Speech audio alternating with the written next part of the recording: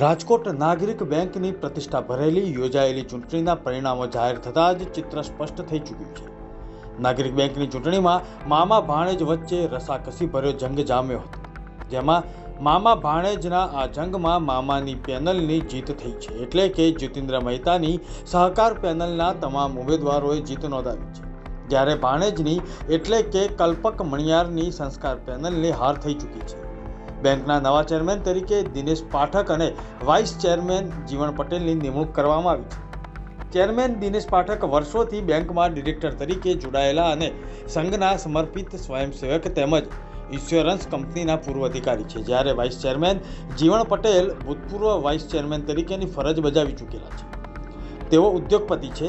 હાલ તો સહકાર પેનલ જીતી જવાથી એવું માનવામાં આવે છે કે સંસ્કાર પેનલના જે આક્ષેપો છે તેના પ્રશ્નો પૂરા થઈ ગયા છે, પરંતુ કલ્પક મણિયારની લડત ચાલુ રહેશે તો ચેરમેન અને વાઇસ ચેરમેનની આ પદવી કાંટાળો તાજ સાબિત થશે।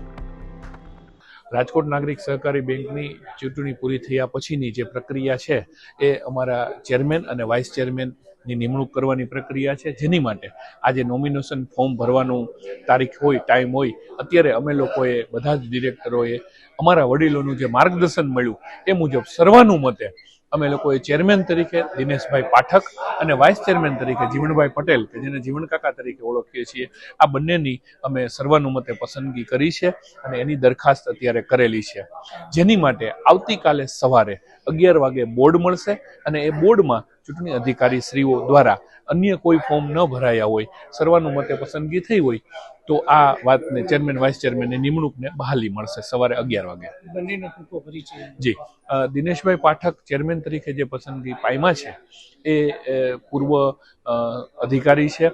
એમણે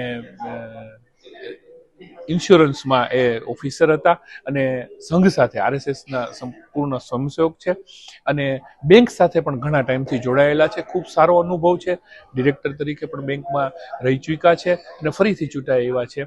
એમનો ખૂબ સારો અનુભવ બેંકને મળેલો છે અને આગળ પણ મળતો રહેશે એવું એકદમ પીઢ વ્યક્તિત્વ છે। જીવણભાઈ પટેલ બેંકના પૂર્વ વાઇસ ચેરમેન પણ રહી ચૂક્યા છે, અગ્રણી ઉદ્યોગપતિ છે અને એવો પણ બેંકમાં પૂર્ણ સમય એમણે કામ કરેલું છે અને એમના અનુભવનો પણ બેંકને લાભ મળશે।